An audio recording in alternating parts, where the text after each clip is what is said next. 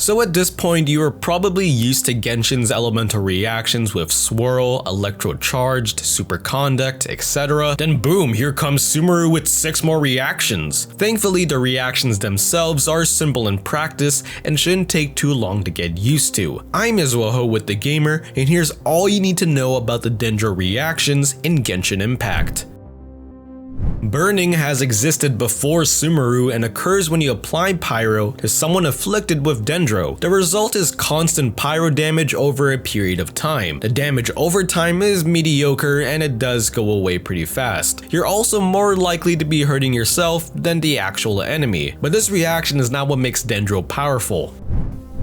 Previous elemental reactions just needed 2 elements combined together. Easy as that. Now there's one more step. Let's look at Quicken. This Dendro reaction occurs when you apply Electro with Dendro, and it doesn't matter which one is applied first. You might look at the damage and say, wow, these are definitely numbers, but the process isn't done yet. If you apply Electro again after Quicken, you get Aggravate. If you apply Dendro again instead, you get Spread. Aggravate increases the Electro damage dealt based on the elemental mastery of the character, while Spread increases the Dendro damage dealt with a slightly higher multiplier than Aggravate. These 2 reactions can only occur after Quicken. In short, think of the process like this. If you want to get big Electro damage, start off with Quicken, then use Electro again for Aggravate. Vice versa, if you want big Dendro damage, start off with Quicken, then use Dendro again for Spread.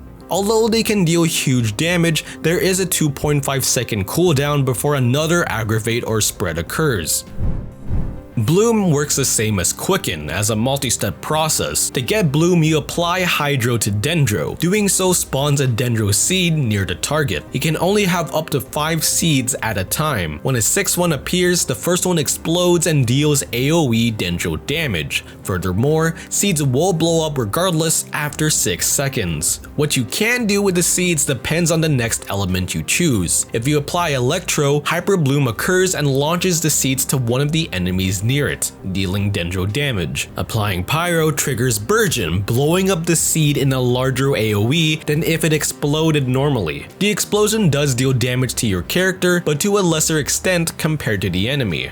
As for which to use in fights, Burgeon's AoE is good for crowds, while Hyperbloom is great against a single enemy or boss, since all of the seeds go to the nearest target. Although Hyperbloom has lower damage, it doesn't deal damage to the player, which removes an extra hazard for characters like Shinobu, who is usually at low health most of the time.